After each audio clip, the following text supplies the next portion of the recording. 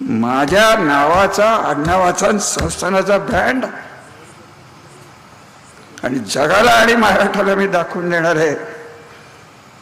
कैलासवासी संपदा मुंडे डॉक्टर यांचा हौतात्म्य हा दिवस फलटणमध्ये याच्या पुढे मानला जातो. पर्याय काही जास्त मी बोलत नाही. माझ्या मनात जी खतखत होती ती मी काढून टाकलेली आहे.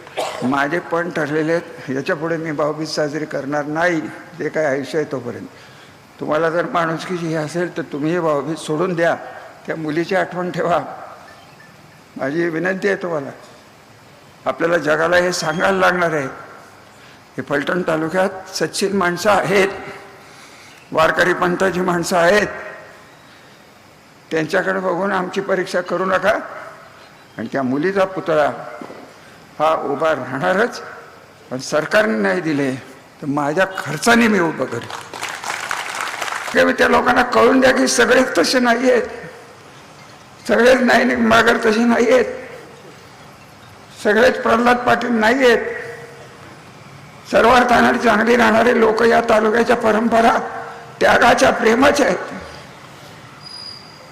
अजूनही तुम्ही सावध व्हा.